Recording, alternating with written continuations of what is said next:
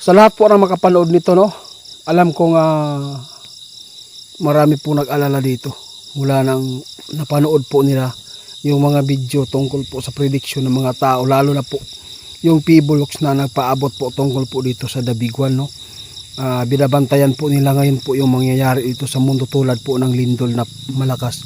Ngayon po guys, nandito po si tatay. Napaka ganda po ang kanyang ibinabalita ngayon dito sa atin. Meron po silang nakitang pagbabago dito, no? Nung hinulaan po nila at saka itinuturo po nila kung saan po tatama yung Dabiguan na maraming mapipinsala doon po sa Manila at saka doon sa Cebu, no? Ngayon po meron silang bagong nakuwang impormasyon dito guys. Sasabihin po nila kaagad kasi po marami po nang nag-alala po at na-worry po dito dahil po ay nang mapakinggan po nila yung mga kaibigan natin hindi nagpaabot dito, doon po sila natakot. Kaya ngayon nandito si tatay. Magandang gabi tay. Kailan po ninyo ito nakikita po? Naku po, salamat. Pero tay, paano pa rin tay, no? Makaiwas man tayo sa pinakamalakas po na trahedya dito sa Pilipinas, pero marami po tayong kababayan po doon sa ibang bansa.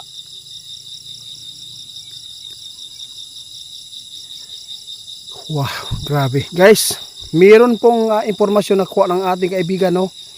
Mayroon pong ipapaabot ang ating kaibigan ngayon. Kasi nakita po nila ngayon ang panahon na yung prediction ng iba at saka yung Pibolox po na nagpaabot dito tungkol po sa mangyayari dito sa atin. Mayroon po sila nakuha ang bagong impormasyon ngayon po. Ngayon lang po talaga nila nakuha na itong video na to guys, sasabihin ko dito na kung saan po ito tatama ngayon ang pinakamalaking trahedya po na mangyayari. Ito po ang sinasabi ng ating kaibigan ngayon po.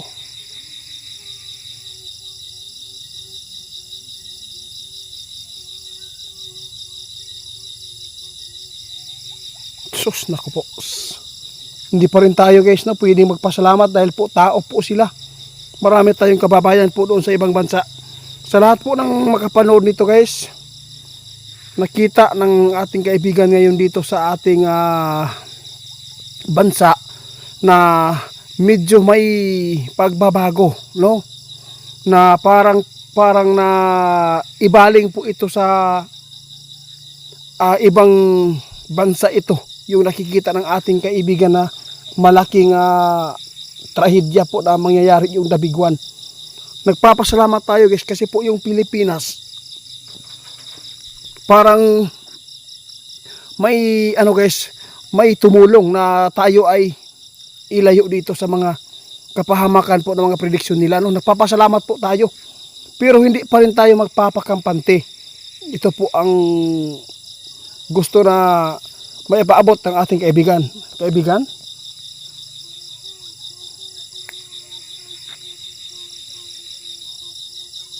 Tama po kayo kaibigan. Ito po ang sabi ng ating kaibigan ngayon guys. Kahit po ay sinasabi po nila na hindi po tatama yung pinakamalaking trahedya dito sa ating bansa. Kasi doon po ito, no, nakita ng ating kaibigan yung impormasyon na to. Doon sa ibang bansa po, tatama po yung Dabiguan na hindi po talaga natin po talaga ito kagustuhan, no. Sana po wala pong mga kapwa nating Pilipino madadamay dito. No, kasi nagbago po yung panahon. Ang sabi po ng ating kaibigan, pero hindi pa rin tayo magpakapanti dito dahil po hindi po natin alam kung ano man din po yung masasagupan natin kasi po normal na lang yun ang mga kalamidad nga tulad po ng bagyo at saka yung baha, no? Yun po talaga guys ang masasagupa lagi, yung baha at saka bagyo. Yung lindol po dito, mayroon pong nangyayaring lindol pero hindi po totally ay nakapag bigay ng damage na buhay po ang pinakamarami. Yung landslide lang po dito sa atin yung pinakamaraming buhay po talaga yung nawala tulad po ng Masara. Oo. Ito lang po talaga yung babanggitin namin na mga lugar ngayon na nakita ng ating mga kaibigan na delikado po talaga sa landslide, diwalwal po talaga. At saka dos masara, hindi pa natin sure kahit po ay bumigay na po yung lupa. Yun lang po talaga yung ipapaabot natin. Basta pasalamat tayo ngayon kasi nagbago po yung panahon, no? Ang nakita ng ating kaibigan daw kanina, kaya diretso silang bumalita dito sa ating kaibigan. Maraming salamat sa impormasyon, ha. Napakarami po talaga yung mga tao na nag-alala po dito mula lang ay pinapaabot po ninyo yung mga mangyayari sa Dabiguan. Pero masakit pa rin sa amin yan, kaibigan. Kahit po hindi namin yan kaano-ano. Oo, kahit po ay ibang lahi po yun, pero masakit pa rin yung tao po sila, kaibigan. Ito po talaga ang nakikita po ninyo ngayon na yung nakita po ninyo na mangyayari dito na dito sa Pilipinas, yung Dabiguan ay nagbago. Salamat po. Makakasagupa pa na tayo, guys, ng kalamidad dito, pero hindi po totally na yung Dabiguan. Wala pa yun, guys. Hindi pa yan na totally na Dabiguan po talaga yung mangyayari sa atin, no? Mga normal lang po ito ng mga kalamidad ngayon. Pero hindi pa rin tayo magkapante kasi po kahit mahina yan, no? Makapagbigay pa rin talaga ng damage po sa buhay ng tao. Kaya dapat po tayo ay laging handa po ngayon. No, kahit po ipinapaabot ng ating kaibigan na si Tatay Sioto na nagbago ang panahon dahil po sa nakikita po nila tungkol po sa tungkol po sa Dabiguan, guys. Bumaling po sa ibang lugar. Nagpapasalamat tayo. Sana po wala pong madadamay dito, no? Abangan na lang po natin, guys, yung mangyayari ngayong taon na ito.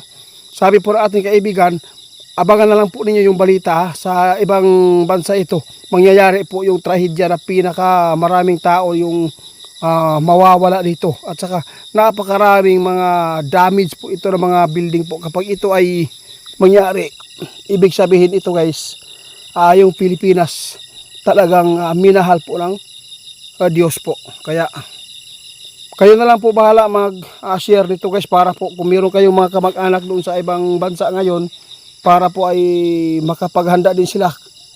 Kung sino man po yung nangungupahan po dyan na mga matataas po na mga true story, yung mga tulad po ng dalawang story, delikado na po yan. Lalo na po yung matataas po na mga building. Kapag kayo ay nagrenta dyan, nakakatakot po talaga. Yun po ang nakita ng ating kaibigan, yung mga maraming palapag na mga apartment, no? Yun po talaga ang natatakutan ni kaibigan. Baka meron tayo mga kapwa nating Pilipino dyan na madadamay. Sinabi ng ating kaibigan, ngayon nagbago po talaga ang swerte talaga tayo dito sa Pilipinas, no? Minahal tayo, guys. Pakakatandaan po natin yan. Tayo ang inaasahan po ng Panginoon ngayon na tayo ay tutupad po sa mga kautusan nila, no? Kita lang, yung Pilipinas lang po talaga. Kaya salamat po, kaibigan. Kaibigan? Maraming salamat sa impormasyon, ha. Sana po kung mayroon pa mga impormasyon, lagi mo kaming paabutan, ha. Oo. Ipaabot mo lagi yung mga impormasyon na makukuha ninyo. Pangit man o mabuti. Basta para po may ipaabot natin sa mga nakapanood sa atin dahil daghang kaayo nakapag-chat sa atin. Nag-lisod sila ba kung asa daw sila paingon, kaibigan. Oo, salamat kaayo, ha.